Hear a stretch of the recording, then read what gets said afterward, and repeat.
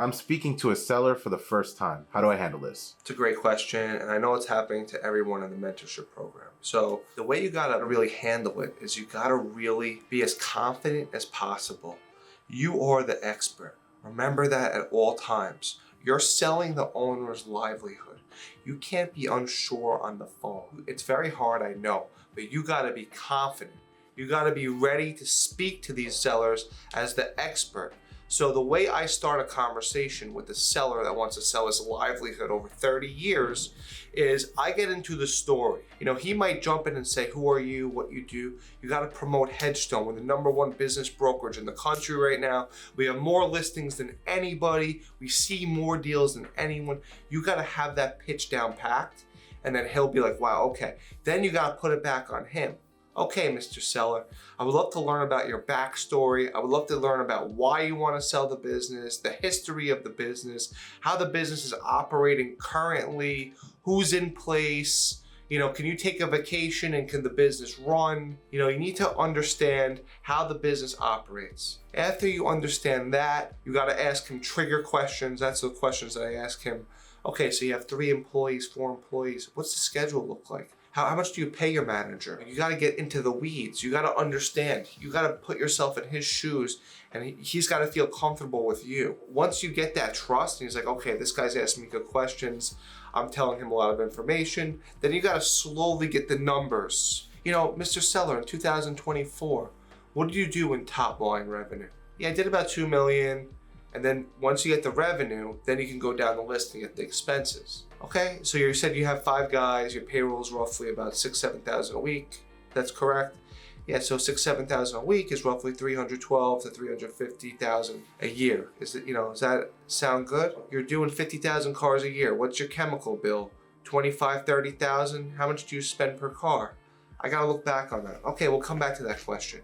Then you go every single industry. You should have the BDS, which I gave to you, is a business data sheet of the questions that you ask them. You go down the list. You start at the top, the gross, then you ask all the expenses, your insurance, your advertising, your cost of goods, your garbage, your electric, your gas, your rent, whatever business it is, it's pretty relative. And then during the conversation, you're gonna figure out what the cash flow is of the business, if there is cash flow, and you're gonna understand the trends over the years, and you're gonna understand how the owner writes off his expenses. Do you have personal add backs? That's a very important topic that I'll discuss in another video. Personal add backs, personal expenses that these owners run through the company. You gotta extract those, and you gotta come up with what the bottom line cash flow number is. Okay, you gotta figure out if the owner is taking a salary, what's his role in the business, do I add the salary back? Do I not add the salary back? It all depends about his time, because the more absentee the business is, the more valuable the business is. So the point is, you gotta come up with that cash flow number, and from that cash flow, we will apply a multiple depending on what industry it is. But remember, you're interviewing the seller. Don't talk about you. That's a red flag. Don't talk too much. That's another red flag. It all has to be about the seller and the business. And you gotta talk slow, like this. Don't talk too fast. Don't say things that you're not sure of. Everything you say, you have to be 100% sure of. If you don't know the answer, tell them, let me just check back. I'll get back to you later. It's very important in this world. Your word is everything, and you gotta look like a true professional. So that's how you speak to a seller. How do you make a seller comfortable? Like, what are some common areas where you see pushback, especially for people that are just starting? A seller is gonna try and push back the commission at all times. That's a very good point that you just brought up. He asks you, or she asks you, what's the commission? If the deal's under 10 million, we shoot for 10%. And they're gonna say, whoa, can you do any better? You blame it on the broker, you blame it on me. I gotta speak to the corporate office. We're not McDonald's, we're a Peter Luger Steakhouse. We're gonna give you white glove service. We're gonna vet everyone. We're gonna make sure that your business gets sold for the most amount of money. It's very important. You're gonna leave money on the table if someone doesn't charge 10%.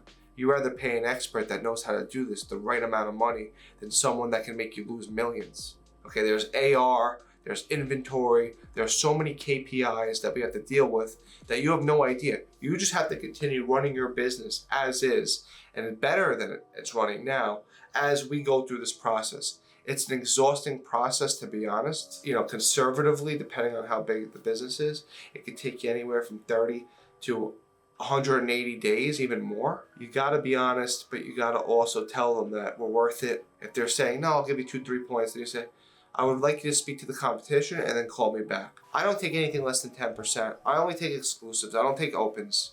And that's how I roll. And you'll get there too. But you're going to have to learn a little bit. You know, you have to walk a little bit before you run. Let's talk a little bit more about someone that's just starting out, how it's advantageous for them to rely on the brand of Hedgestone, and what are the aspects of Hedgestone that they can rely on when they're talking to sellers? That's a great question. Hedgestone right now is the #1 business brokerage in the country. I want you to own that if you're new to Hedgestone. I work at the #1 firm in the whole entire country. I'm direct with the CEO of the company. I'll get him on the phone. I'll get his insight.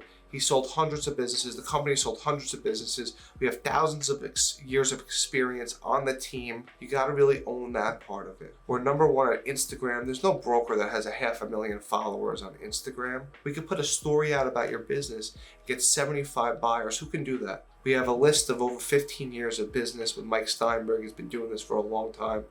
And everyone in the company has tremendous experience. So we have the support. We have the CRM and infrastructure, which is tremendous. We can walk you through our CRM.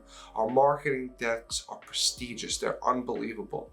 We get every little detail. We don't throw too much of your info into the buyer's face. We just tease them. Here's the car wash. Here's the cash flow. Here are the expenses. If you want more info, you got to show me your reel. We have this process down to a science. That's how you sell these sellers. Is there also confidentiality on the buyer side, or it's just the seller side?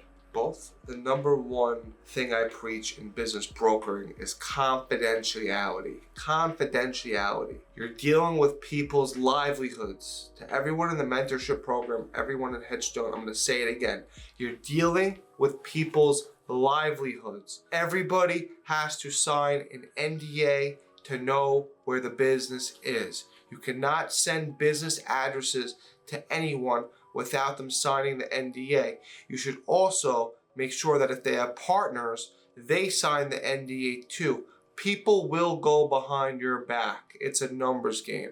I would say 10% of people will go, maybe even more, will go right behind your back. They don't give a shit about that piece of paper called an NDA, but you got to get it anyway because we will fight. We will fight people. If someone goes behind our back, I am not letting that go. So that's why I have NDAs. That's why I have exclusive listing agreements, and everything is confidential. Going back to confidentiality, buyer needs to sign an NDA, seller needs to sign a mutual NDA. In the listing agreement, there's confidentiality clauses as well, and everything is done through NDAs. When you get an NDA signed, then you can send them the address, and then you should set up a meeting. I'm going to tell you guys a story. When I started in this business, I thought everything was like myself as a handshake deal. Never again. You can never rely on a handshake, no matter who you're dealing with, family, friends, everything has to be on paper. I'll tell you a story. I was selling a pizzeria. The guy signed my NDA. He told his partner, listen, go directly to the owner. The owner has a listing agreement with me. Still, the owner went directly to the buyer. They did a deal. And they said, you know what, Mike? We're not giving you a $40,000 commission. We're gonna give you $5,000. And I was very young at the time. And I was like a macho man. I was in the gym every day. I was I was ready to go over there. I actually went over there and I still made a scene a little bit, which I shouldn't have done. I was smart. I brought in a mentor. We were at the closing and they couldn't close because all the funds had to be held in escrow. But I did give in big time. And I said, instead of $40,000, give me 20. And they said, I'll give you 15. And they screwed me over. So now, if that happens, like a quick story, this guy tried to screw me over in a car wash, went behind me. I literally said, nope, if you want to try and screw me over, I'm setting a TRO, a temporary restraining order, put the funds in escrow, and then the seller had to sell. So he was like, Mike, can you do any better? I'm sorry about what I did. I'm like, nope, Mike, I know you're getting the deal $6 million. I'm only getting $2 million up front. I had to give you $600,000. Can I give you $200,000 and give you the $400,000 over time? Nope. I want my $600,000 right now. I can't do it. Okay. Deal's not closing then. All right, I'll do it. It's tough because if you don't have money, you're new in the game, you don't really have the confidence to do that. But believe me, people will cave. Everyone caves if they try to screw me over because I don't go for that. You gotta have everyone sign everything. That's the only way people will cave. If they don't sign, then they can easily go right behind your back.